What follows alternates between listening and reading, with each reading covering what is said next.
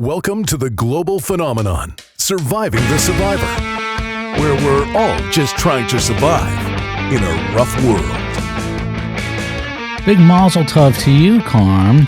Thanks. You know why? I know. Tell me why. Today, the anniversary? Of what? That's what you were referring to? No, not at all. But what were you referring to? Never mind. What were you anniversary of what? Never mind. Your granddaughter got her period. She's a teenager officially.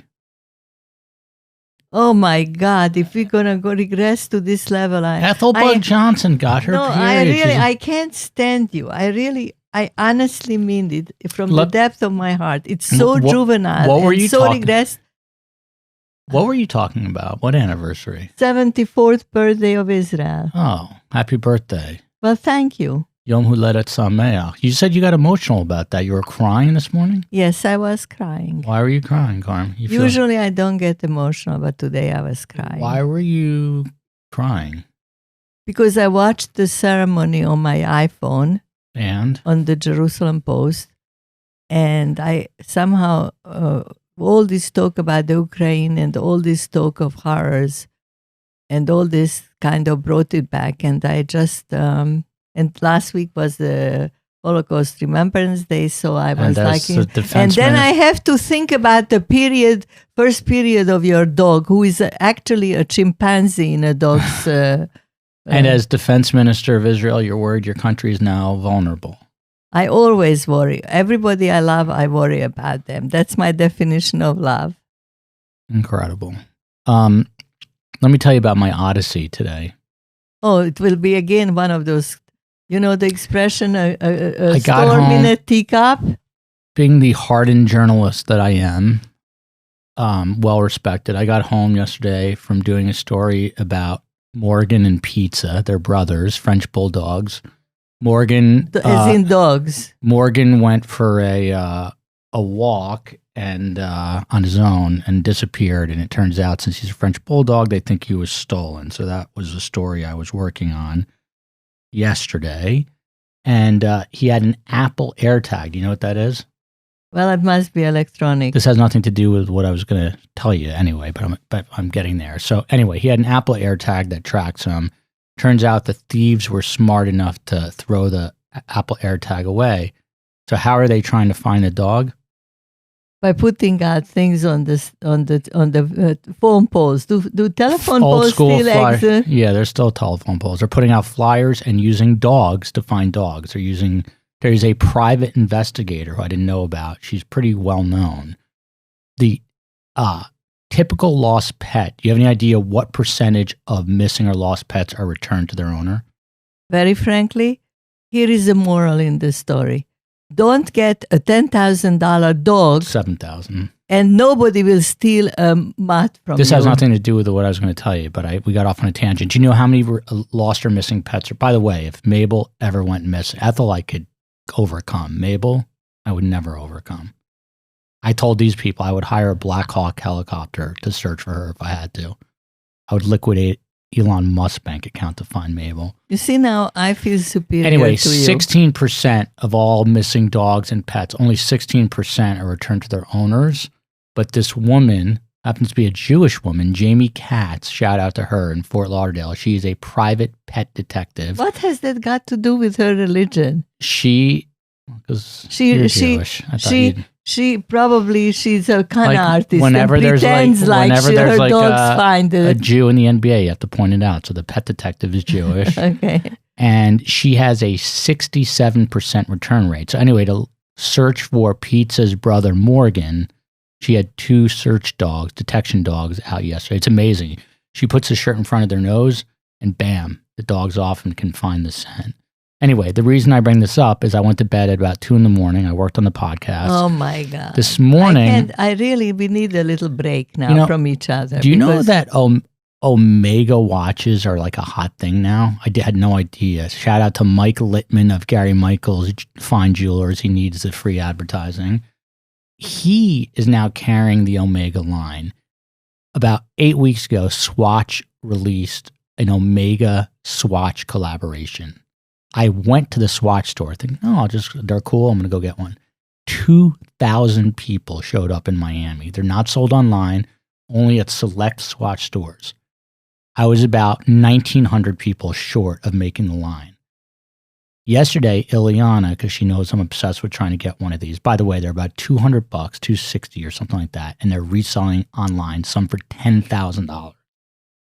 And Ileana happened to do a story, my wife, Bugs, and she went into the Swatch store yesterday, and the guy was like, you should be here tomorrow. They're not allowed to say anything. So he gave her a wink. So now the guy will be fired because after of going you. to bed at 2:30 and getting up at 5:30 when my son demanded a bottle of milk, I drop him off at school. He's 25, but he demanded oat milk.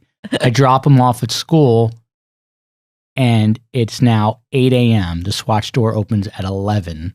I go to the Starbucks on Lincoln Road and sit there for 2.5 hours. I see one dude in front of the Swatch store. I immediately storm him. I had a vantage point. I go up to him. You are so pathetic. The whole world will now know how pathetic it is. He's talking about it. He's waiting. He says he got the same word. Now there's about 7, 8 people at about 10 to 11. The employees show up, the 2 guys who work at the Swatch store. They go right in with a smile on their face. I say to the guy who was there, number 1 in line, have you come before? He says, yeah, I've been trying for weeks. I saw the guy. He said, be here Wednesday. Same thing he told Ileana. He's like, I know he's got him because I've been here many other times. He has a lot of friends. And he says, they always say we don't have him, and everyone takes off. This time he didn't say anything. I find a lovely woman named Ying and her daughter. Yang. Yeah. No racist things. She was adorable, the daughter. She had braces, rubber bands on the braces. They're here from Nashville. See, how people have to suffer just so that afterwards they would hear an interesting it is a little weird seeing an Asian person with a Southern accent. It's just not something I'm used to. So anyway, she had a thick Knoxville accent. And she was eating with her daughter. Oh, so I find out it used to be 2 watches per person, but now they have a strict policy, 1 watch per person. So the only person at this hour on Lincoln Road is this Asian woman and her Asian daughter. And at 10 to 11, I run over. I was like, can you do me a huge favor? I know this is going to be really weird. At 11 o'clock, the store opens. Can you come in and just buy another watch? I'll give you my credit card. She comes over. The Swatch guys go in. They don't say a word. The guy who was number 1 online says, they definitely have him because otherwise he would have said something. No. Because he said something before. We wait. They're about 5 minutes late, even though they're a watch store. They open the doors. We walk in and he goes, sorry to break your guy's heart. Shipment didn't come in. Number 1 in line was ready to just kill himself. He was there with his girlfriend who he was going to have buy the second watch. He told her to leave. He couldn't handle it. And I was just, now that I can't have it, I'm like out of my mind.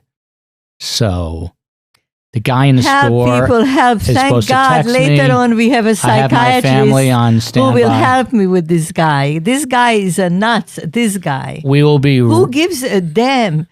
I will get that watch if I have to go to the ends of the earth to get it. I will go. I get tell you, watch. it's the saddest thing I ever saw. I can see certain things going to the end of the world but for a stupid watch. It's a bioceramic Omega collaboration. Anyway. Perfect timing. Something very weird. Yes. When I was 13, I lived in Yugoslavia. My uncle lived in Switzerland. Yes. And he gave me a tiny, this big watch, Omega. Yeah. Do you still have it? This is Lottie 1? No, this is my Uncle George. Oh, do you still have it? Of course I don't. Everything got lost in the last 82 years. We're going to be right back. Carm, this is interesting. This is right up your alley. We're also dealing with the Jhonny Depp Amber Heard saga. Today we've got a guy that you may never have heard of, Barry Michels, but he is the shrink to the stars, to all the celebrities, a famous LA celebrity shrink who's going to tell us how to keep ourselves from being neurotic. Right back with the great Barry Michels. Can I just say something here? Yeah. It will be easy to keep me from being neurotic. Keeping you from being neurotic is a virtually impossible task. We'll see about that. Right back. Do you want to help my son? His company, Content Partners Media, specializes in brand video and content creation for innovative companies and others. Please go to www.contentpartnersmedia.com and hire him. I repeat, please go to www.contentpartnersmedia.com.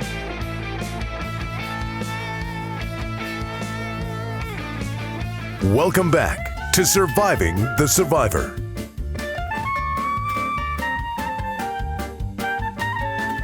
It's time now for the Main Schmooze.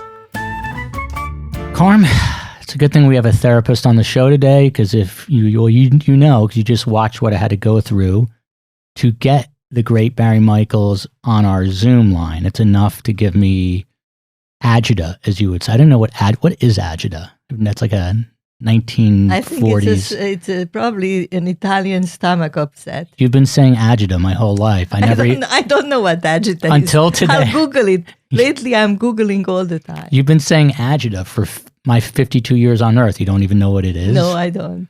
Unbelievable. I love that it's an Italian upset stomach. Unbelievable. Great. Well, Carm, listen, we are about to introduce the great Barry Michels, but let me tell you something, and this is very pertinent to today. At the beginning of the show, I told you about my new Swatch Omega watch collaboration. Gosh. No, listen, this ties in about my obsession with getting one of these watches. Right. When I get fixated on something, I cannot let it go. I'd have what I would say a slight tendency towards OCD, and I blame it on two things. I'll tell you what they are. Ta-da! Well, three things. Major League Baseball as a kid, because baseball players will not walk on the baselines. They put their batting glove Velcro on and off 5,000 times. And listening to Howard Stern excessively as a young man. That's what I blame my OCD on. So today I said to myself, if I don't move that placard in the window of my car that says press on it, if I don't move it like 1/8 of 1 inch in one weird way, Swatch will not have the watches. And I've learned to deal with my OCD because I knew I was very tired since I got home. I worked on the podcast. And by the way, is our guest still with us? Yeah. Anyway, the guest is still there, ignored as usual. So listen, I said to myself, I know when I'm tired, my OCD gets worse, but I was like, I'm not going to touch this press placard to show if I don't touch the press placard, they will still have the Swatch. I went to go to the Swatch store. They didn't have the Swatch. All right, Joe. It's because I didn't touch the press. You were validated. On that note, we welcome in Barry Michels. Barry, let's tell the audience, first of all, how are you doing? I'm doing great, thanks. You haven't run. Thanks so much for having me. I'm really excited to meet you guys. You haven't run away yet. That's a good sign. Yeah, that's a good prognosis. Let's tell the audience about Barry Michels. Trust me. If you knew some of the people I've treated, don't worry. You can't alienate me. We'll try our best. Barry Michels is one of the most sought after shrinks in all of Hollywood. A quote-unquote open secret in Tinseltown. And unlike most psychiatrists, my father among them, Barry is a consummate communicator. My dad, not so much. He, along with co-author Phil Stutz, wrote a book called Coming Alive, 4 Tools to Defeat Your Inner Enemy, Ignite Creative Expression, and Unleash Your Soul's Potential. And he wrote another book, a New York Times bestseller called The Tools. 5 tools to help you find courage, creativity, and willpower and inspire you to live life in forward motion. Or you could just have Karmella as a mother, and then you'll be in forward motion your whole nonstop. His patients are a veritable who's who of top writers, actors, producers, CEOs, and other creatives. His website, thetoolsbook.com, go to it right now, is a great resource. And as if that is not enough, you can soon attend his week-long workshop in Rhinebeck, New York. When is that workshop, Barry? And welcome. That's the week of 4th of July. So it's going to have themes of liberation and, freeing yourself from your worst tendencies. It's going to be really exciting. It's going to be the most comprehensive deep dive into a subject that's very close to my heart called the shadow, which is a part of the human personality that you can learn to relate to and can actually bring you a deeper degree of wholeness than you've ever experienced before. And it's going to be very experiential. We're going to work with people. Questions are welcome. We're going to take you through a really comprehensive deep dive into the shadow. If I was not being dragged with my 3 kids and wife to LA, of all places, for a wedding that weekend, I would have tried to attend. Carm, you want to he could use it. Do you want to wheel my dad there? Anyway, he's in a wheelchair. I read up on the shadow idea of Jung. This is Jung's idea. Carm, right? let's get to that in one sec. I have a preliminary question. Can I call you Barry? Of course. Okay, so Barry, for starters, you only went to Harvard, you only got a law degree from Berkeley, and an MSW from the School of Social Work at Berkeley as well, I believe. Is your mother disappointed in you for this? Of course. You could have done... Barry, how come you didn't go to medical school? Exactly. What's the matter with you? Did you know my mother? You must have. Unbelievable. I'm disappointed, Barry. Only Harvard and Berkeley. Carm, the woman sitting right here, by the way, has an MSW from Rutgers University. It's done. It's done. Okay. So, Carm, I didn't mean to cut you off. I just wanted to throw that in there. Okay. Get right to it, Carm. No. Full disclosure, I did not do my homework in the usual manner, but Jung is like an outlier for me because liar. It's an outlier for me. That makes him a liar.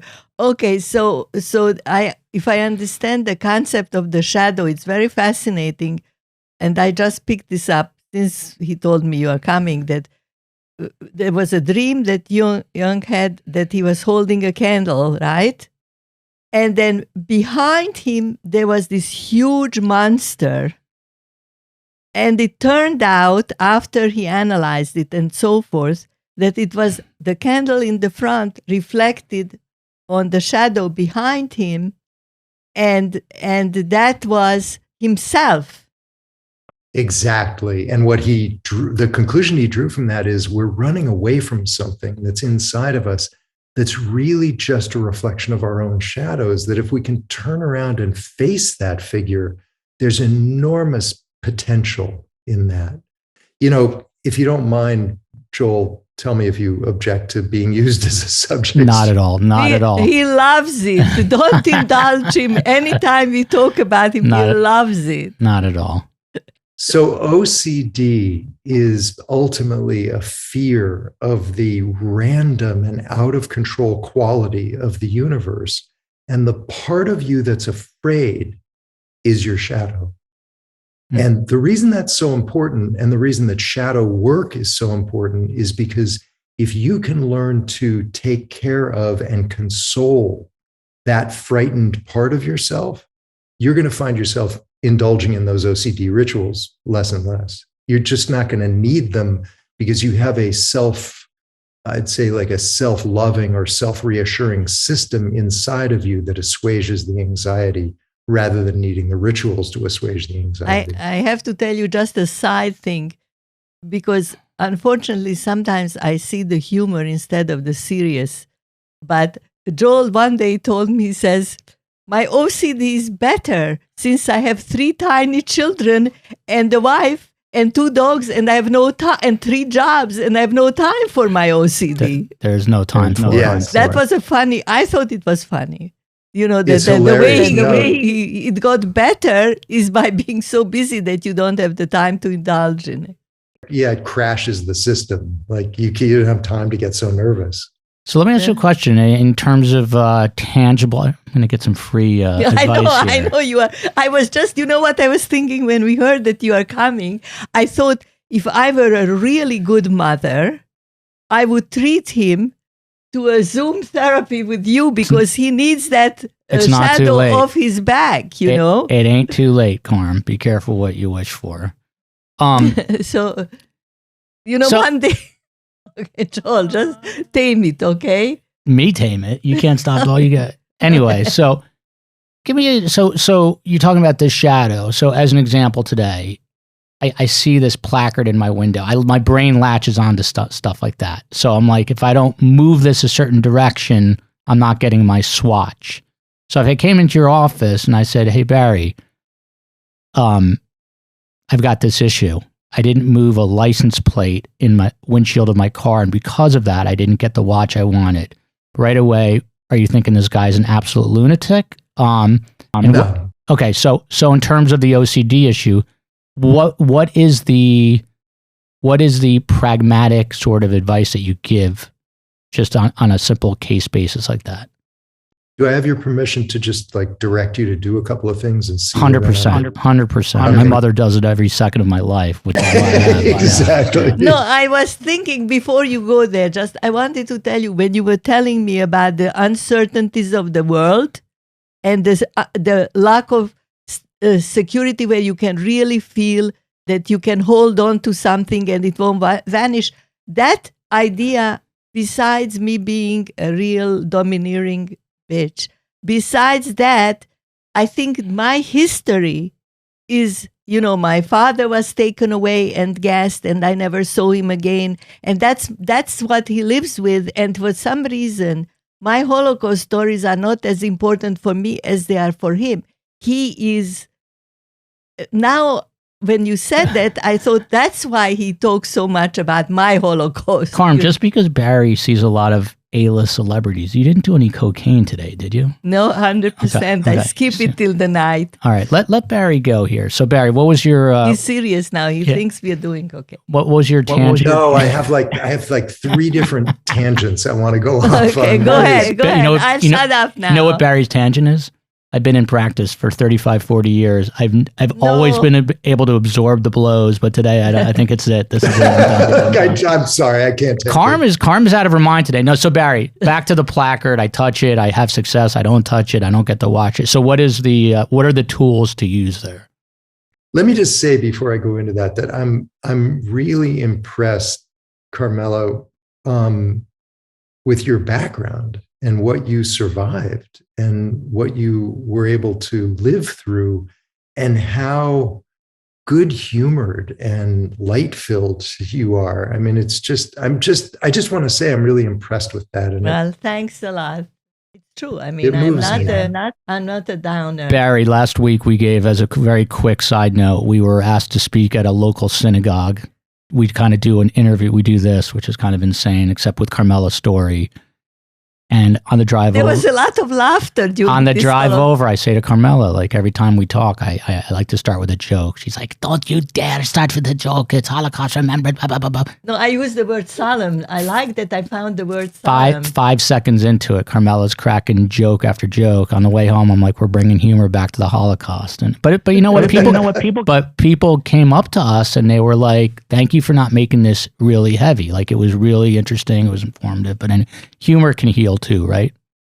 yes, in fact, my feeling, just my humble opinion, is that humor is a demonstration that they didn't kill our spirit. Exactly.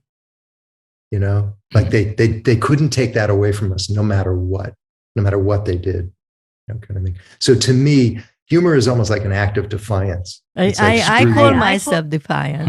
I agree. I call myself defiant. I agree. But enough with the 6 million dead people. No, enough with Karmella. Let's focus on Joel.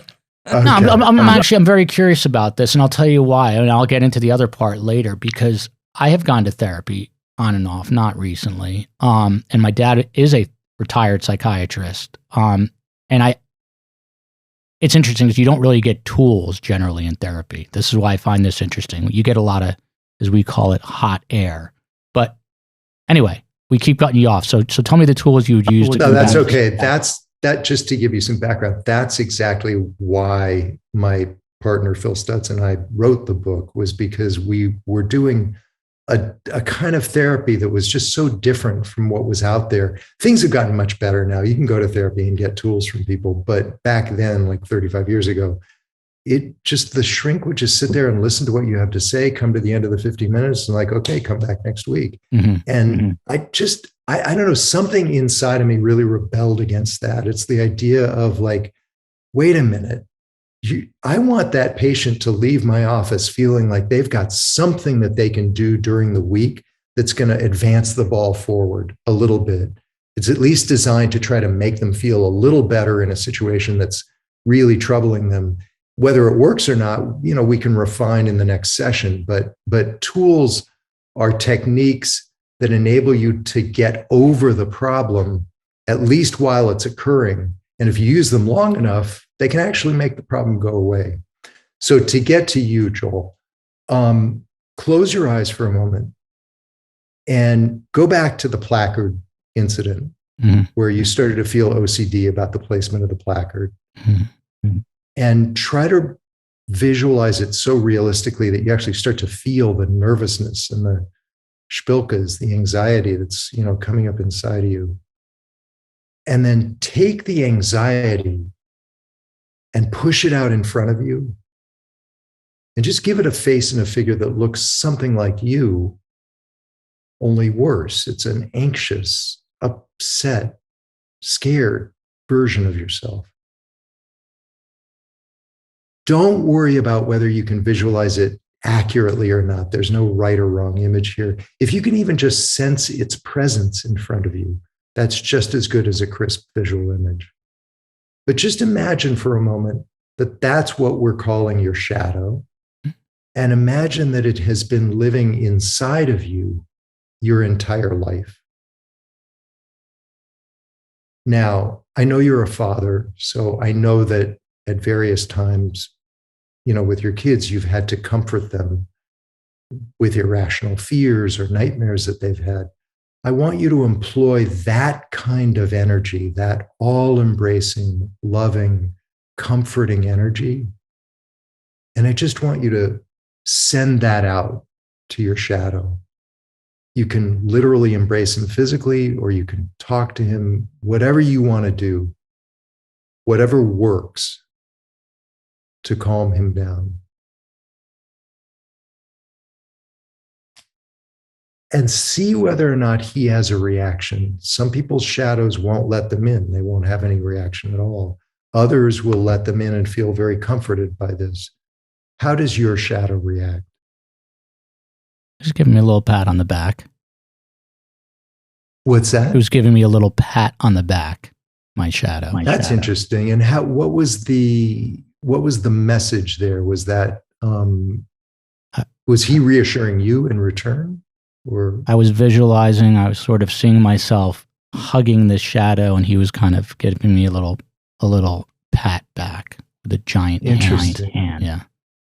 And what was the message you got from that pat back? That he appreciated what you were doing, or more like a "it'll be okay" kind of thing?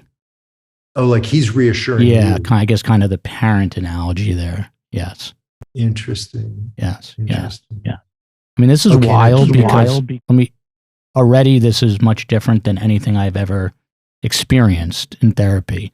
The reason therapy has worked for me in the past so well is I go in and I'm like, at the end, I'm like, wow, I'm not as crazy as a psychiatrist. I remember in high school or right after high school, Dad sent me to some crazy guy, East Brunswick, New Jersey, sitting in front of wood paneling. I was having my existential crisis. And I'm like, wow, I'm not nearly as fucked up as this guy. Got to be someone. If we have time, remind me and I'll tell you some of my crazy therapy stories when I got sent to a therapist when I was young. Barry, how come you didn't become a lawyer, by the way? Not to harp on my mother. I did. Voice. I did actually. I became a lawyer and I practiced law for 3 years. It's just there was only one problem. I hated every minute of it. I just hated it. Right. It wasn't even like, I could take it or leave it. It was like, I hate every minute of this. Really? What kind of law were you doing? What kind of law? Basic corporate law. I spent about 1.5 years in the litigation department, about 1.5 years in the corporate department. And by the way, it was a nice, I mean, I liked the people at my law firm, and it was a good law firm. It was sort of a blue chip law firm downtown Los Angeles. it's just like I knew that I just was meant to be doing something else. It was just one of those things of like, why am I here? What am I doing here? I don't belong here, you know? Barry, I'm proud of you. You left.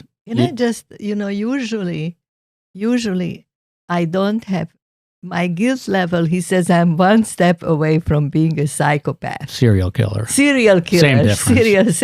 But, and take the thing you said before, this is turning into group therapy, but I feel right now the unusual state of feeling some guilt. I tell you why. The only thing I don't do for Joel, I really try to be there for him. I went to all his tennis games. And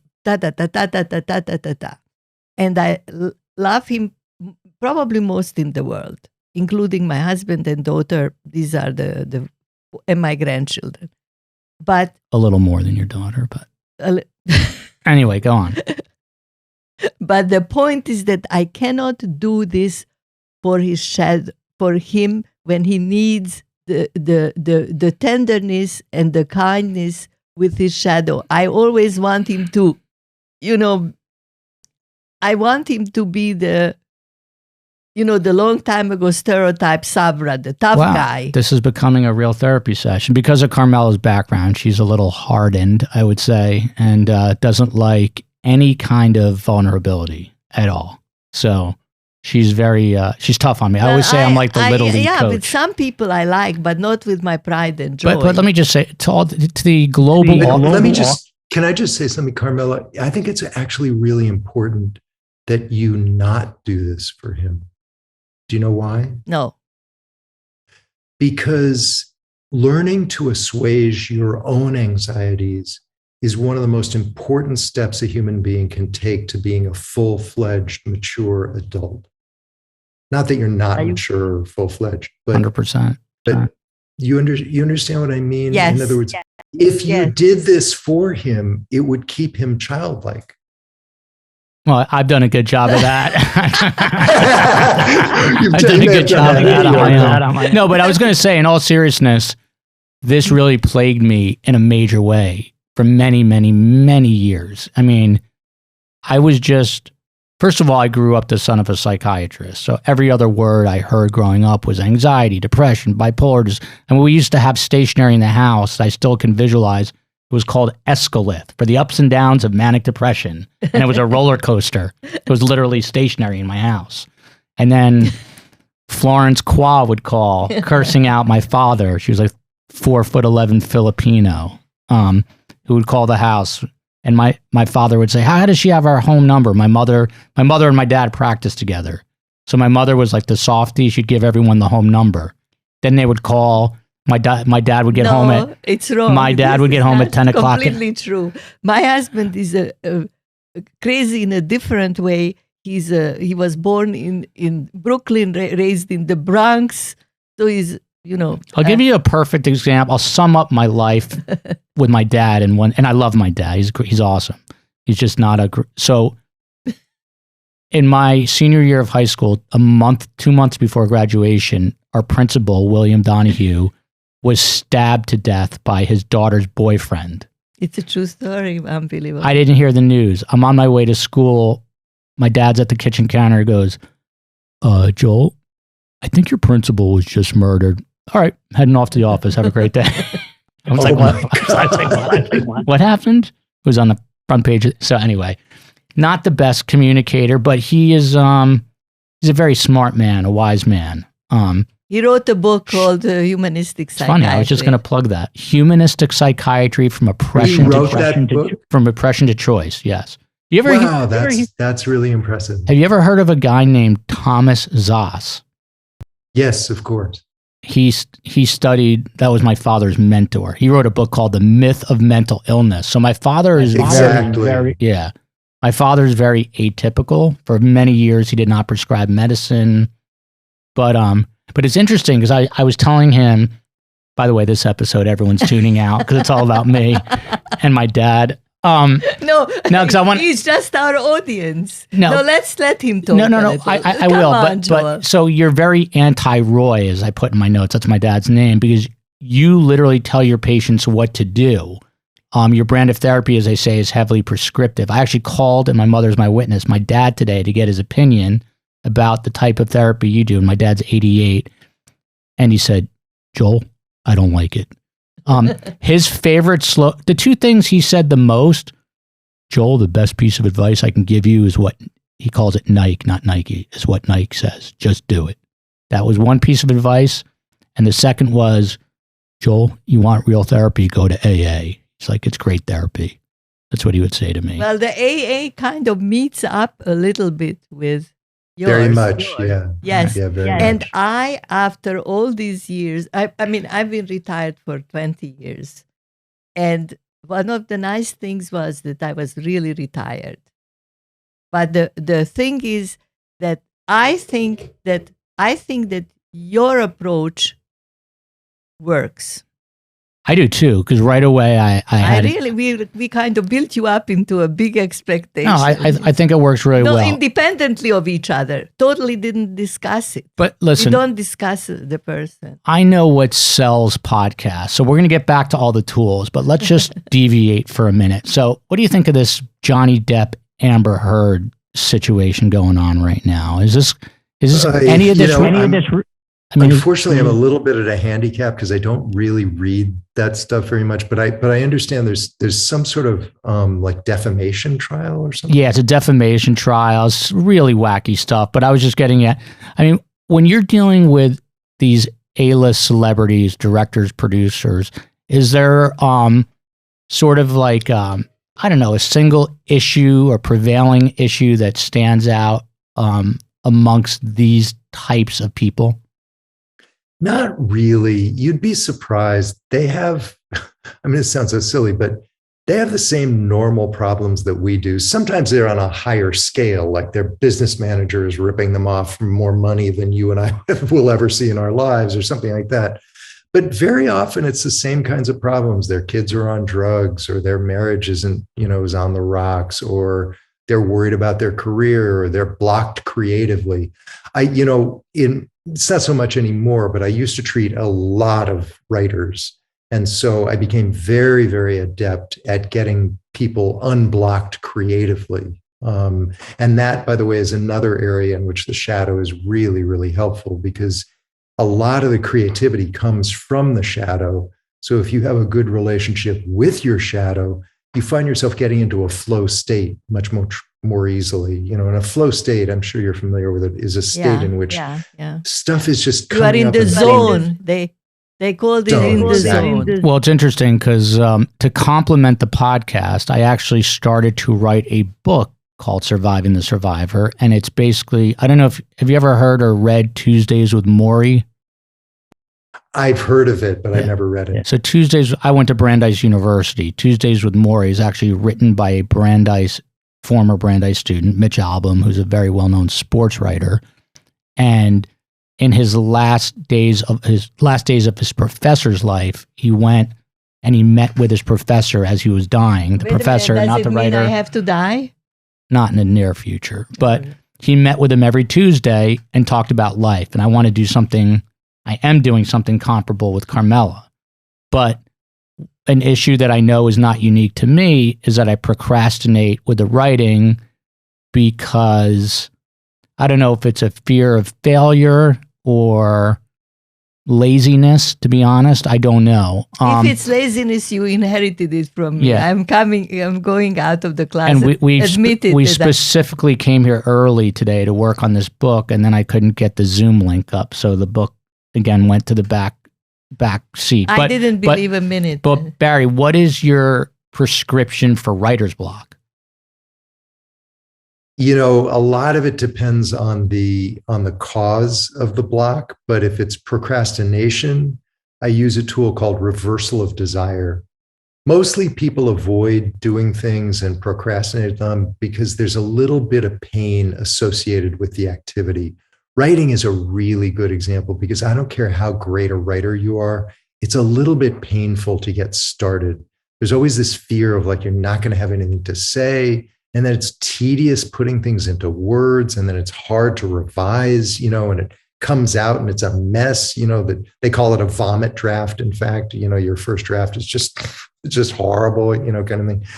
The reversal of desire is a very simple tool that's designed to get you moving toward pain rather than away from it. Everyone's natural human instinct is pain. I'm moving away from it. I don't want pain. Of course, it's completely understandable. But what we want is for you to move toward pain, not like in a masochistic kind of way, but just simply in the way that says, this is a necessary kind of pain that I have to learn to pass through in order to be productive. So the reversal of desire is a really good tool for that. It essentially gets you, it embodies the idea of bring it on, like bring on the pain rather than avoid the pain. And once you can get somebody using that tool over and over and over again, they generally overcome their sense of procrastination. And they get into a flow state pretty quickly. Go ahead. Sorry. No. An analogous experience that I have. I'm a horrible writer. I can BS orally, but not in writing. So the analogous to this go towards the pain is that I am handling everything now. My husband is retired. He cannot anymore mentally do it. So I have a dozen unpleasant phone calls every few days or every Monday, I would say. In the beginning of the week that I have to, and then I have to scan things and send things, and I'm lazy. Carm, you know how before the show, so we had a comedian on named JL Cauvain. Shout out to him. The upshot of it is that I make myself do it, and that's walking towards pain, and it's pain in the derriere. Carm, you said we should have JL on regularly. Yes. We should really have Barry on every week to help us, because it's obvious. We can't afford him. We cannot afford him, but it's obvious. Forget the comic. We need a therapist on a weekly basis. All right, but that's great. So you've sort of experienced the philosophy of the reversal of desire, which is, in other words, by the way, it's called the reversal of desire because everyone's normal human desire is to avoid pain, is not to go into it. We're reversing that. We're saying, bring on the pain, because I'll actually spare myself more pain if I don't procrastinate. Of course, if I just go through it. Giving credit where credit is due to my parents. I mean, they definitely incapacitated me at points of my life with feelings of anxiety that I don't think they meant to bestow upon me. But the one thing oh my God. When my father, God bless him, 100 years from now, when he's no longer here, the one thing he always says to me, I don't care how you feel, I care what you do. And Carm says the same thing. And that's helped me a lot. Because people whose parents are not therapists necessarily, I've seen them, they get freaked out by the emotions that their children might have, whether they get anxious or depressed, and they coddle them. Never been coddled. My parents have always been 52. I'm talking like I'm 9. But my parents have always said, my dad always says, in spite of how you feel, it's what you do. And that's why he's a big fan of this slogan, just do it, by Nike. Because it really distills everything down. But he cares enormous. I know 100%. He cares enormous. I mean, we have this one son, and then one daughter who is like a saint. But I like Barry because he's not full of shit like these other therapists that you go to, and they're like, and they bill you after that, right? So, but. I appreciate that, Joel. I'm going to put that on my card. He's not full of shit. That's a great. You're given these tools. It's actually interesting. These are so. A couple of the other things I read about: the mother, the vortex, the tower. Fittingly, what is the mother? Well, so that goes back to Jung. Jung talked about this archetypal world, sort of a spiritual world that's beyond the regular material world that we're used to functioning in. So you have your biological mother. Each one of us has a biological mother. But what he said is that beyond the biological mother, there is an archetypal mother. could sort of think of her as a goddess or an ultimate sort of spiritual mother that cares and watches over everyone. And the mother tool is a tool for getting in touch with the mother when you're hurt, when you're despondent, when you've metaphorically stubbed your toe and you're really hurting and you need to recover. So most people, when they get their feelings hurt, don't do a good job of recovering. Most of us, in fact, wallow in our sense of injury, in our sense of like, this shouldn't have happened to me, kind of thing. The mother tool is designed to get you in touch with the archetypal mother and get past that sense of injury. It allows you to recover from the injury, essentially. But one of the things could be God. Yes. And you could almost say that the mother is the female side of God. Okay. Like nurturing, but above it and guarding. Yes. Guarding exactly. and healing. We'll get back to a couple of the other ones, but I thought this was really interesting too. There was, I think I read the New Yorker piece on you. There was a whole New Yorker profile on Barry back, I think in 2011. And you can tell that Barry is a refined, decent human. He's not like us, Carm. And he rarely curses, but it says during his sessions, the word fuck is constantly coming up. Fuck yeah, fuck no, stop being such a fucking baby, shut the fuck up. And it's interesting because he says it's a habit that shocks patients used to being coddled. Luckily, in my life, I do the same Barry, thing. if you heard her language, you would not. If you heard his language. No. Joel, we You ever heard a mother tell her son, stop being a pussy? I mean, this is regular. Look at him. He's embarrassed. Look at it. Even him. He's heard it all. He's heard it all. He's heard it all. He's heard it And all. Barry, and that is like the benign stuff. And she does it all when the camera goes off. And I'm like, you should be doing this. By the way, Barry, as Ed Koch used to say, what do you think of our podcast? I love it. Do you? I really love it. You guys are great together, and you're a great combination of sort of ribbing each other and making fun of each other, but there's also such a deep love, underneath it, and it's palpable. And you're funny too, which is really good. Do me one favor, when you're at your seminar at Rhinebeck, the first thing everyone should do is subscribe to our YouTube channel. I mean, do you listen to Joe Rogan? I have one woman He who doesn't listen. Do you listen to Joe Rogan? I don't. He's just he's boring, redundant, and repetitive, and I'm taking over his position. But yeah, he's taking over. So Barry, you've had like Academy Award winners. I mean, you've had the top of the top, the creme de la creme. What are you able to share? Because I know our audience is chomping at the bit. Can you? No, he cannot name names. There's some names that have been named in articles. I'm not going to do it because I don't want to do that. But there was one case where I read that you were so nervous about the attention one of your celebrity patients was getting that you transferred that patient's file to a safety deposit box. Is that true? Yeah. Because you thought that maybe someone would try to steal it or something?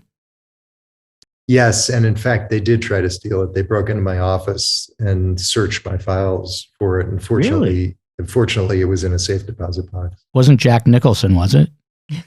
No. I can't say who it is. No, he couldn't. But well, hold on. Let's get to this, Carm, real quick. So Jhonny Depp, I brought him up earlier and I found my notes on him now. So there was 13 days of testimony. Jhonny Depp rested his case. His lawyers rested on their side. It's a defamation trial against his former, I don't know if she's a wife or just a lover, Amber Heard. Wife. It is wife? And I never read it, never followed. This is like the biggest reality show going on TV right now is this trial. Now he's very deeply steeped into stupid pop culture. Listen, Depp is suing Amber Heard, alleging that a 2018 op-ed that she penned defamed him and caused him to lose work in Hollywood. I mean, his Pirates of the Caribbean series is worth billions. 22 billion. 22 million. No, it's not 22 billion. No, million, what they would have paid him. Because I read. But he's anyway, it's big business, and these guys can lose big money, women too. So when these celebrities come to you, are the problems magnified because of the celebrity? Yes, but I mean, look, I don't know him. I don't know the situation, but to me, what's really magnifying this is his weak ego. So your wife said something mean to you in a newspaper, get over it. It's to me, defamation is one of those lawsuits that, unless it's really the lawyer is talking. Yeah, it is. But to me, it's like, unless it's really, really damaging you, you're going to do more damage in the lawsuit than that person ever did to you with what they said. And I actually think that's what's happening in this case, is he just looks worse and worse and worse with every passing day. Now, some of the other celebrities I Googled, which big time celebrities go to therapy currently or in the past: Brad Pitt, Katy Perry, Jennifer Aniston. You can wink if any of these are yours. Prince Harry, Robert Downey Jr. Is one of the problems that they have that they are just so disassociated from reality because they're kept in these cocoons, these bubbles. They've got private security. They're, sometimes, although you'd be surprised. What always surprises me, I guess it doesn't anymore, but it did in the beginning, was how normal and prosaic their problems were. Like, I don't get along with my wife. I can't get my kid to get to school on time. I can't get my kid to do homework. You're just sort of like the normal. And another interesting thing is, they don't have to be very insightful about themselves just because they are good actors. They may not be, or they may not be as bright as.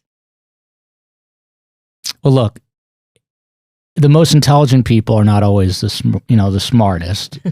I quote you on this. This sounds very complicated. I mean, it's like, the Elon Musks of the world. This guy is, the pioneer of our generation. I'm sure he's got plenty of blind spots and issues that he deals with, starting with the names he gave his kids.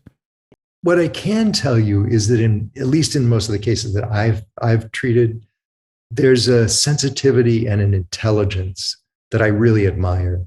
Because these are people who have really devoted their lives to not just entertaining people, but creating art. Even if you don't think of it as art, even if it's, just sort of popular culture, they've devoted their lives to creating characters and creating, scenarios that entertain people. And there's a devotion to that I kind of admire in them. I'm more curious about the writers, because the writers create these characters. And that all comes from them, and they shadow. Well, it's interesting. I was just reading about Hunter S. Thompson and guys like Hemmingway. I mean, the amount of drugs that Hunter S. Thompson would do. I mean, who is Hunter S.? Fear and Loathing in Las Vegas. He was a very popular writer. And Ernest Hemingway, for those that are older. I know. Thank you for. But I mean, do writers have a tendency to kind of? Because, Hunter S. Thompson was doing like lines of coke, methamphetamines, coffee, then he would take Xanax to come down. Hemingway is a notorious alcoholic. Do writers have a tendency to kind of abuse stuff a little bit more just because the pressure to write? They do. It's the pressure. It's also the solitariness of it. There isn't really a profession like writing where you have to sit alone in a room all day long coming up with stuff, kind of thing. And so it's very tempting to use drugs to juice that process, to make it more, to make it flow more easily. Interesting. Now, here's another kind of vignette I read about you. Exactly what we were talking about. It just happened to get lucky here. But you once told a writer to get an egg timer. Following your instructions every day, you wanted him to set it for 1 minute, have him kneel in front of his computer in a posture of prayer, and beg the universe to help him write the worst sentence ever written. My mother could do that. And when the timer dinged, he would have to start typing. This patient told you that the exercise was stupid, pointless, embarrassing, and it didn't work. And you told him to keep doing it. So what's extend that story for us? How does that all end? So the purpose of that, just so you don't think I'm deranged or something, the purpose of that exercise was most writers sit down, and what blocks them is that they're trying to come up with something perfect. They want to write the best sentence they've ever come up with. But you sit there and pressure yourself to come up with the best sentence, and you're not going to come up with anything, because you're going to start finding fault with everything that you come. It's not worded well. I can't start it with a question. I can't, et cetera, et cetera. What I wanted to do was get the process going. And to get the process going, you have to accept imperfection. So I wanted to go all the way and say, just write the worst sentence you can possibly come up with, kind of thing. Because if you can write down the worst sentence, then you're going to start flowing and you're going to get going. The idea of the egg timer was I wanted him to do it long enough that the flow has a chance to catch hold of him. I don't know if you've ever body surfed or anything, but I've been body surfing since I was a little kid. And I always love that moment where you no longer have to paddle. The wave just picks you up and carries you forward. Writing is a lot like that. What you're looking for is that state where you're no longer expending a lot of effort. The stuff is just coming to you and through you onto the page. And that requires that you stick to it long enough for the flow to kind of catch you. That's like the wave catching up with you and propelling you forward. It's a beautiful image. Does that make sense? Yeah, 100%. And it also triggered a prevailing issue I'm dealing with these days, which I want your advice on. I'll get to that in 1 second. And I just forgot what I was going to ask otherwise. But I figured since I have the therapist, I should ask, right? Definitely. Well, let me bring it up. So I live in Miami. Every other car is $350,000. Every other home is $27 million. Every other person's net worth is $500 million. I have to open a parenthesis. Open a parenthesis. When he bought his house, he bought a relatively not Carmen, very you go high. Into the history of the housing market? Wait a second. He bought it in a neighborhood. We did not realize. He did not. I bought it at the beginning of COVID. My house is like 5 times the value. And now he lives in a real ritzy neighborhood, and there are all these young Jewish guys like him. Barry, are all these scumbags who are worth $500 million at the age of 35? Are they happy with no problems? Just tell me the truth. No, they're miserable. No? Are they? Tell me. Tell me. Oh my God! I gotta be I've honest. never. Carm, let the therapist speak after I interrupt. But let me tell you something. I really feel like I have a beautiful life. By the way, this is taking me back to my childhood, and I'm enjoying it so much. I can't tell you those dinners with my grandfather and my uncle and everybody talking at the same time. I love it. Where did you grow up? I grew up in LA, but it was a Jewish family. You're way too mellow to be an East Coast Jew. Right. But Barry, this is so. I've in the last few weeks. So this hit me really hard when I moved here. Literally, these guys are like 40 years old, and they're. Who are their parents? You read about them, like they're who are their parents? Such and such sold such and such company for 800 million. And these are neighbors, right? So I'm a humble man from humble beginnings. I grew up in a modest Jewish neighborhood in New Jersey, but I do feel I have a beautiful wife. My kids are incredible. They're wild characters. Everything is good. I could just be making about $300 million more dollars. But when you're in this, there is LA is the same way. New York City is very similar, but there's sort of this status. My wife always says it's you, it's not them, it's you, which is definitely true. 100% true. But this, there's so much status and stature chasing. But in your experience, these very wealthy, very quote unquote successful people, are they happy? Are they problemless? No. That's one of the biggest delusions that our society has, is that if you're famous or if you're rich or if you're in the newspaper or whatever, you've somehow transcended all of the normal problems of living. But again, I'm in a unique position. I treat those people, trust me, they're just as unhappy as the rest of us. You don't get a pass. I feel better if they were more unhappy, personally. Right. You really want them to suffer. By the way, Joel, do yourself a favor. At some point, take your shadow aside. Tell him, somehow on some subliminal level, I have begun to judge you for not living up to the standards that these other guys have set financially. And I've made us feel inferior because of that. And you know what? F that. Mm-hmm. We are of value. We are of value because of who we are. And it doesn't matter how much money we have, what neighborhood we live in, how big the house is, or anything else. You've got to establish let me tell you this. This is a nice little piece of Miami, the new Miami, a little picture. He has this neighbor who... Do not name names on here, Karm. No, I won't name neighbors. And do not grunt into the microphone. I will not. But the point is, the guy is like as rich as the Los Angeles guys. And he goes out and does insider trading, and now he's going. He's dying on a small amount, but he's going. All the embarrassment in the community, and everybody know. And Joel doesn't get it. When he was growing up, we lived in a town where it was the Rutgers University bedroom.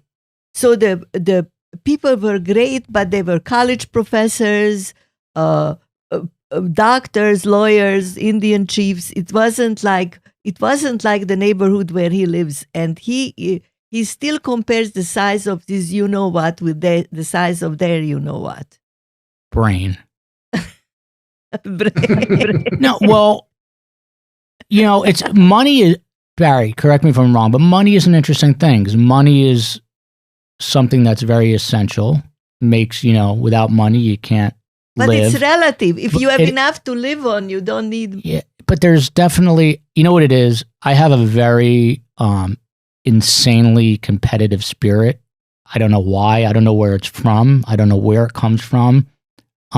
We were very middle class, very middle. No, I don't know. It's what the kids would call kind of like a hater, as a colloquialism. What is a hater? It's like, I'm very competitive. So even, I'm going to say his name again, but even a guy like Joe Rogan, I'm like, I think our podcast is better. I think we have more value. And I get kind of, not enraged is a strong word, but I'm very competitive. I'm like, I want to catch this guy. But I use it as a motivation. You know what I mean? I'm always trying to motivate myself. And as I get older, I feel like I can accomplish so much more. Like I'm trying to work on this book, which I'm procrastinating on.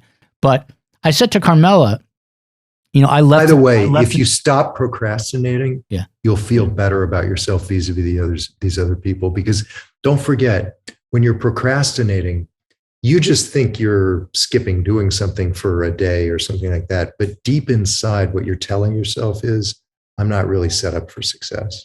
Mm-hmm. It's very, very important what you do with your time. If you're not using it productively toward the goals that you want to accomplish, you can't feel good about yourself. Mm. It doesn't work that way mathematically. Interesting. That just made me feel anxious.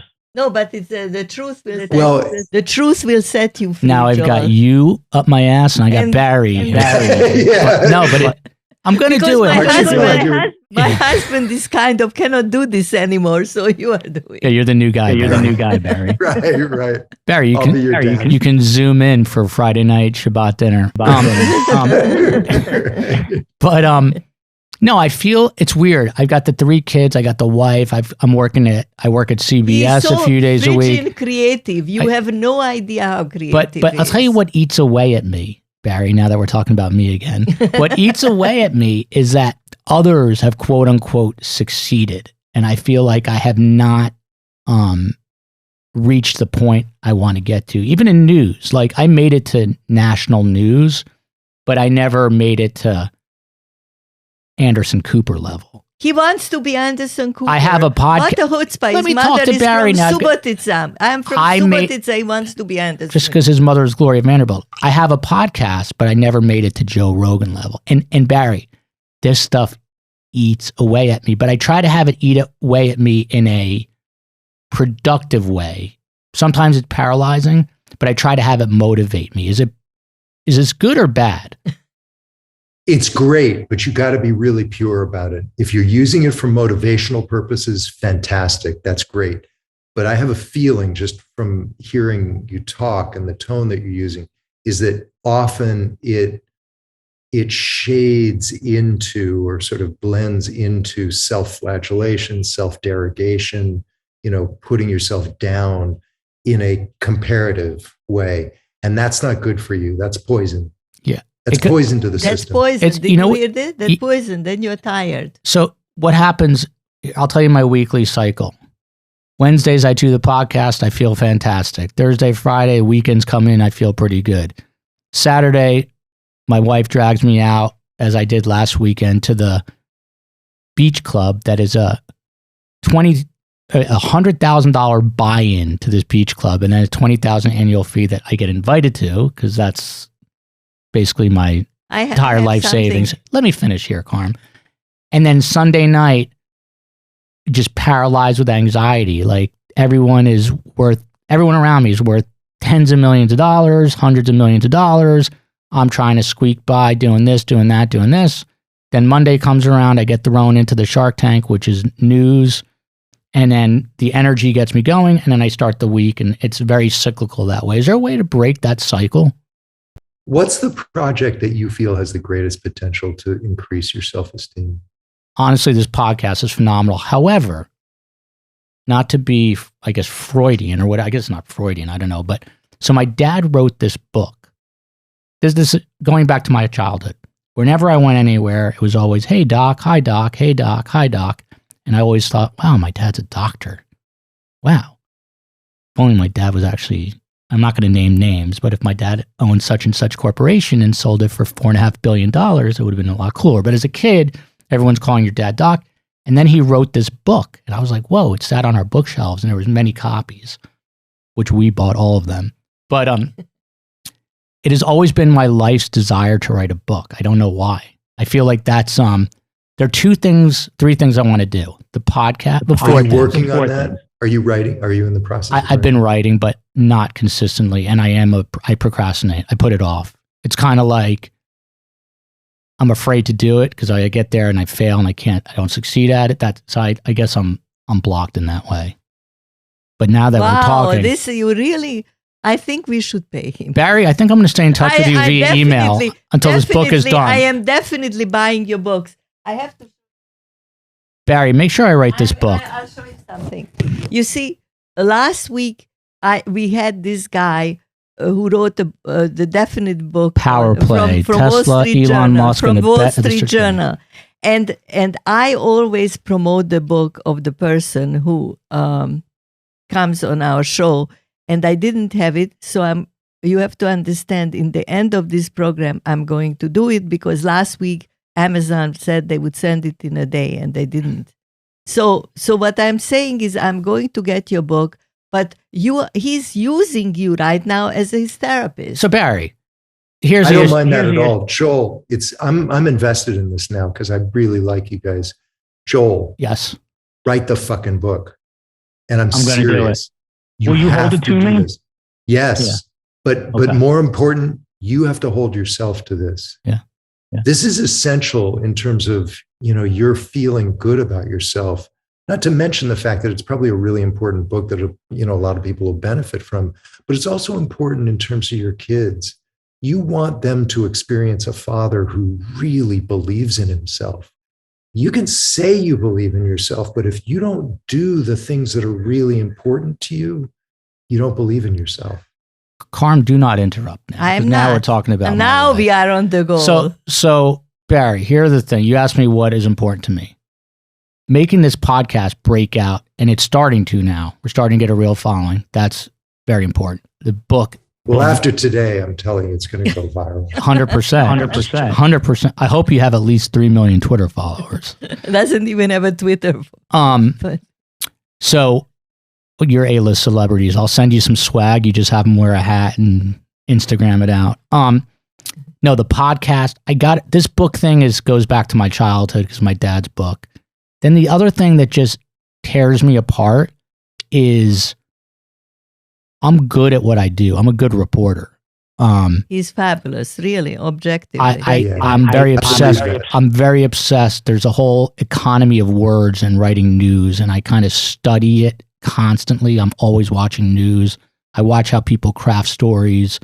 I try to be as good as I can. Perfect example. There's a guy who's, I will not name his name, but he's a national correspondent for CBS News. Huge ego, mediocre writer. The other day we got an email from our news director. Check out this guy's story. It's a great, like, not to me specifically, but to all the reporters. It was great storytelling. I thought it was horrific storytelling. Ate away at me like the worst of the pancreatic cancers that exist in the world. God forbid. But here's what, so I've got these three major things: news, podcast, and book. Can you do it all? My wife always says, excuse my me. wife, How come you never mentioned content partners? oh, that too. Oh, yeah. You see, that could make him. I also have a business where I do but it's not high-end production, but I'm not that into it. It's not in his heart. No. Not into it. It only would make money. So anything. See the Jewish guilt? She's No. But either you get on the path, or you decide and you don't get, because he is envying these people who the whole day they deal with money, make money. They are in hedge funds. See, Barry, that's another thing. This is what now you're hearing the real Karmella. She'll come. So I also own a company where we do some brand video for biotech type companies. I'm not really obsessed with it because it's not that creative, but it's a money maker. Then Karmella will say to me, "You don't want to do the thing that makes money. You just want the fame and the glory and blah, blah, blah, blah." Barry, you can't do everything, right? But what about these projects I just kind of outlined? Can I do the podcast? Can I do the news? Can I do the book? What annoys me that you or do you have to pick and choose? It. You have to pick and choose.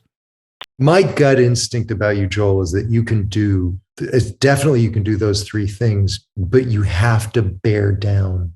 You have to, your goal should be to reach the point of pain every single day and keep going. Just keep going through that point of pain so that it becomes less self-pitying, less self-flagellating, and more just like a warrior. Like, there's pain, I move through it. I move through it. And then you'll get a sense of, I don't know why I'm using this word, but it just comes to me. You'll get a sense of greatness inside of you, like a sense of like, oh, I can actually accomplish a lot more than I think I can. Mm. You have that inside of you. I just think you've never really pushed yourself hard enough to do it. That's interesting. No, I agree with him. You haven't. Holy shit. Now the two of us are teaming up against you. No, but Barry, you know what burns me up? I agree with him. Let him do these three things, but you cannot have your cake and eat it too in life. You have to make choices. If he wants to be doing these art and he's really good at them, and these three things, then he cannot cry that those people have boats, and they invite his 8-year-old girl, and she says, he has an 8-year-old, he started late, 8-year-old, 5-year-old, 6-year-old, and the 3-year-old. Married young, though. Married young. He married a beautiful young woman. So you never know how you're going to make money. Look, I was a lawyer. I probably could have been making a lot more money. And yet now I'm making more money than I ever would have as an attorney. Mm. And I never would have predicted that going into therapy. I figured, okay, I'm going to take a big pay cut here, kind of thing. Till Jack Nicholson's your client. You're paid. So I wouldn't think of it. I thought he has senility. No, I wouldn't think of it so much in terms of how much money am I going to make off this. I would think of it in terms of I'm going to teach myself to absorb much more pain, and I'm going to push myself through it more and more and more. And as I do that, the money will show up. It will, I promise you. It's interesting. I'm a huge, like what you're saying resonates. I'm a huge fight fan, and I don't know why. My dad tells me my grandfather was a huge wrestling fan, so he thinks it's hereditary. But the thing I love about fighting is it's constantly overcoming chaos. And I'm actually boxing with a real boxing trainer, a former fighter, the real deal, in front of 50,000 people. He's a brain damaged boxer, right? He's a great guy. And so my point is this. He kind of, as the chaos is coming at you and you're boxing, the best boxers are the most relaxed, the ones that are flowing. And it's so counterintuitive. You know what I mean? Because you're getting hit. Guys that don't know how to fight are like, the real fighters are just the most flowy, relaxed guys. That's exactly right. I never thought that this would become a therapy session for me, but I'm glad it did. I feel very guilty now. I usually don't feel guilt. I feel guilty that we used his expertise. I never would have predicted that the longest episode of all our 60 podcasts would be the one about me and therapy. Or maybe I would. I really don't want you to feel guilty about this. I enjoy this. This is what I love doing. This is sort of my raison d'etre. So don't. Barry, what do you do? What do you do for? Listen, no BS. Sincerely, you get it instantly. You have the response instantly. I can see why you are where you are. Barry, what do you do for fun? What do you do for fun besides body surf? Curious. Are you like a reader? Are you a hiker? He's a reader. I he's like a hiker. reading. Honestly, I'm just so devoted to what I do that most of what I do is just think of different ways of purveying it to the public, like working on that week-long workshop at Omega and stuff like that. I do a lot of writing, for our website and our newsletter and stuff like that. What about a podcast? You need to start a podcast, Barry. Well, I did do a podcast for a while. It's out there. I just ran out of time, to be honest with you. Barry, you're not doing enough, Barry. Push through. Yeah. There's always more time, Barry. But also what helps you is that your friendship. You have a support group. I mean, it's a very important thing professionally, right? Yes. Barry, you ever feel? Honestly, the biggest thing I do for recreation is I hang out with my wife. Now that we're at the age where our kids are grown and out of the house, it's just so nice and fun. For some reason, I thought he didn't have children. You hear what he said? When the kids are out of the house. Lucky man. And the dog dies is the best time. Calm. Exactly. Except they are around. I'm forgetting. I had something else to say and now I forgot. No, but I have to bring up one thing. Geez. One thing about yourself that I go crazy. Because when he went out to this place that is $100,000 to belong to the club, and he had the dinner, when they came back, he and his wife, who is, by the way, a bright, beautiful, she's a TV reporter, and she's clever and smart and great mother and everything. They came back, they said they were starved. They cost them a fortune to eat there, and then they were hungry. And then then my son said, and that really made me like jabbing him in the nose, genuinely jabbing him. He said to me, this guy who invited them probably thinks that he is not where they are. And I in my brain, I was thinking this guy is jealous of Joel. Joel is on television. He has his podcast. He's now getting attention for his podcast. He is doing all sorts of other things. And he's just a very entertaining, interesting person in private life. He doesn't get therapy. He entertains. Both of us. Let me give you another piece of advice, Joel. Every time you put yourself down like that, turn to your shadow and apologize to him. No, really, do this. If you learn anything, do that. Karma, I didn't want to tell Barry, but the image of my shadow is you. Oh my God. That's the twist, the plot twist. Barry, Martin Luther King was not the only one. By the way, I do push myself. As an example, I left Fox News in 2018 because I was traveling. There's a mess over there, by the way. Roger Ailes was looking up skirts. On his own will, he left. He got my own volition. He got severance. And we moved to LA, and I got hooked on, I don't know, I got really into stand-up comedy. Because it was kind of the beginning of COVID. Anyway, I forced myself to take a stand-up comedy class in LA, and then I performed at the Improv. And that's one of the scariest things you can do. So that's amazing. Yeah, so I'm always pushing myself. This is another thing I don't know. It's another thing that I want to go after, but I'm going to do it all. Martin Luther King was not the only one. Here's my dream. A year from now, the book is written You have probably emailed me a couple times to make sure it is written.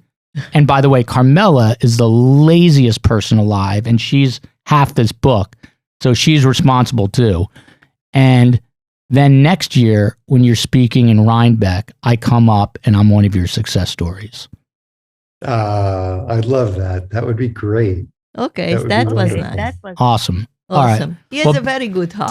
Stand-up comedy is one of the best training programs for everything in life. I mean, if you can stand up in front of people and just riff, that's magnificent. Yeah. Listen, he has enough material in his family for about an hour's comedy.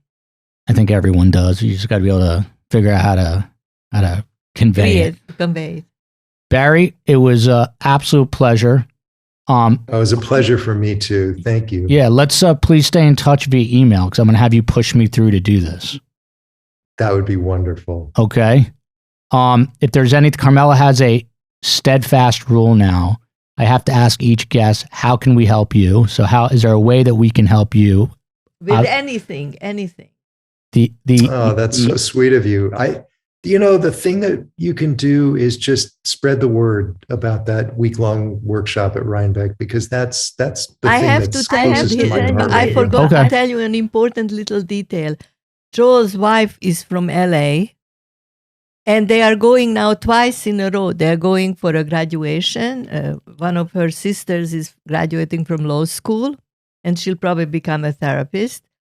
And and then they are going again in July. Correct. So he will spread the word about you. We will spread the word. Send me, if you get like an electronic flyer, send it to me. We'll put it out on Instagram. We'll spread the word for sure. That would be wonderful. I have plenty of crazy friends that can use the help. We wish you good health. And you too. And all the best. And thank you so much for helping my son. It was delightful talking to both of you. This is one of the most fun podcasts I've ever done. That's our promo. Barry, thanks. We'll be right back with the News Schmooze.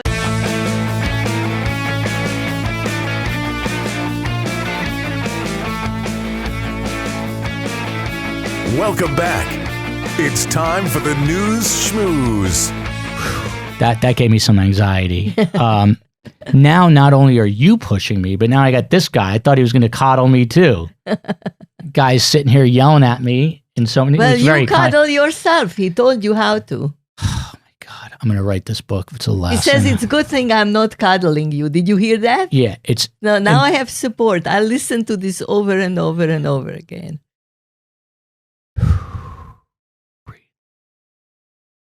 I was trying to imagine the shadow. I couldn't. It was kind of like an amalgamation, if that's a word, of you and some weird like KKK looking type thing. So, Carm, let's just cut to the chase here. What do you think of this Roe v. Wade leak and the very good possibility that it's going to be overturned and you will no longer be able to get abortions in America unless the state allows you to? Your thoughts? I'm going on the barricades. What does that mean? It means like on the French Revolution, people went to fight the monarchy, and I'm going to fight this decision. Now, we're talking about constitutional rights, so they're worried that if this goes away, there'll be a cascade effect. Yeah, like gay marriage will be abolished. Interracial marriage, same-sex marriage, even the right to custody of one's children, to keep the family together, the right to control the upbringing of your children, the right of competent adults to refuse medical care, the right of consenting adults, we said this, to engage in same-sex sexual activity. All this stuff could go away. Are you scared yet? You know what I was thinking? What?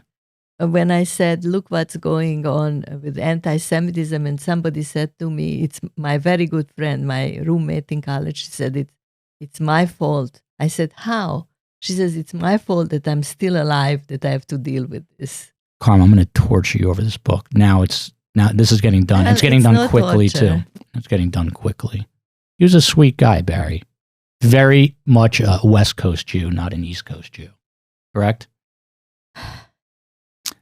On to story number 2. You asked me what I was doing before the show. I was switching up the news schmooze because I didn't love what I was looking at.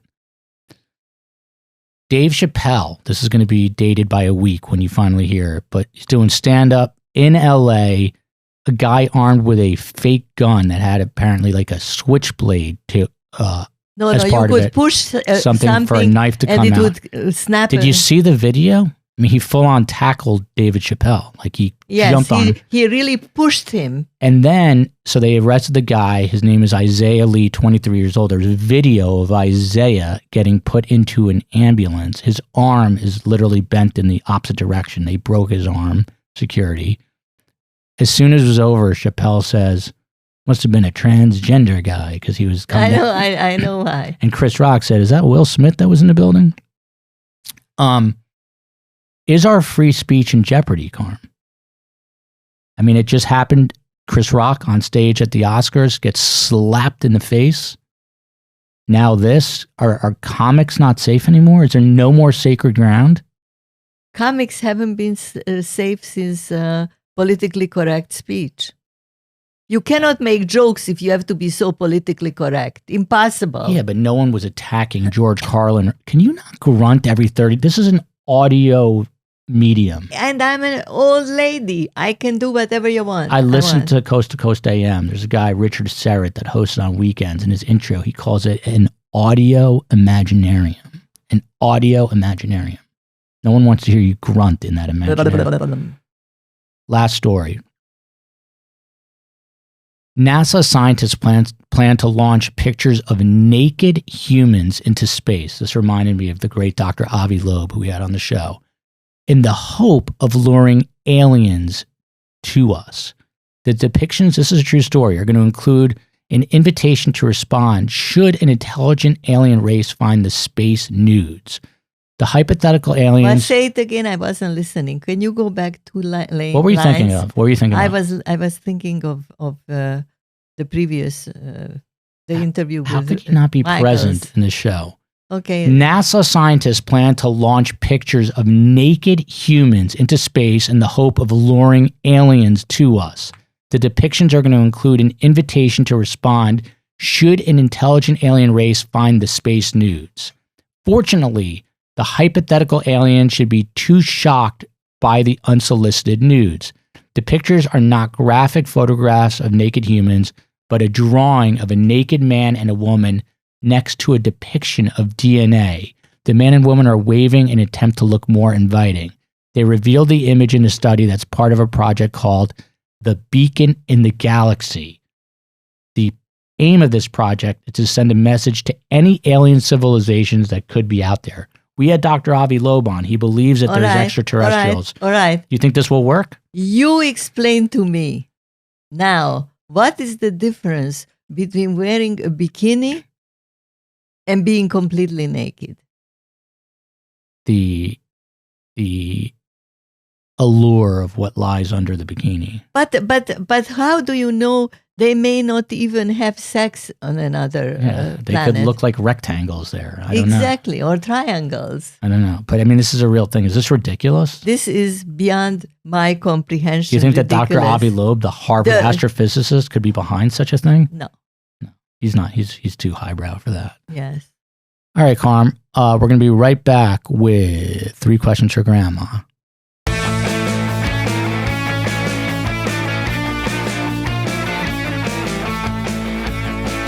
It's time now for 3 questions for Grandma.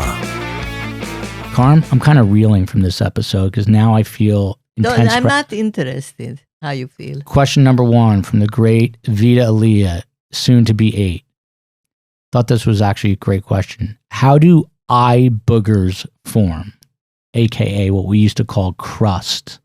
You know who gets very bad eye boogers? Ethel Bug Johnson, who just got her period. Can I just tell you how? Yes. How do they form?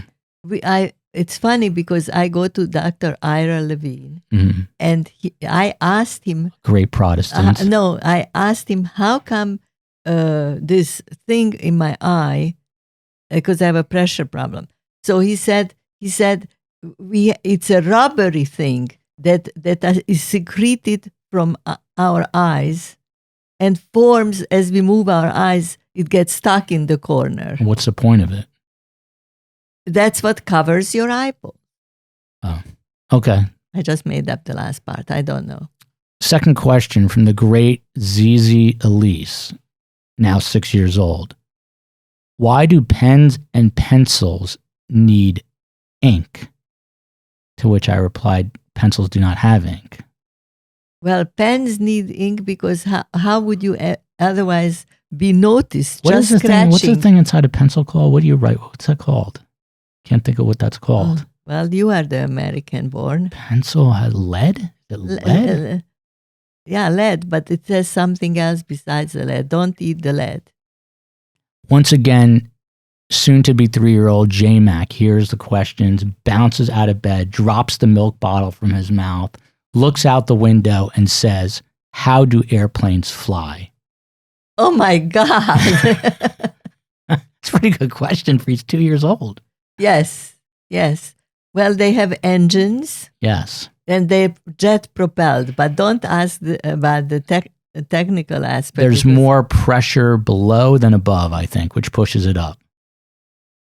Correct? I have no idea. I have to ask Steve. I should find out before I die.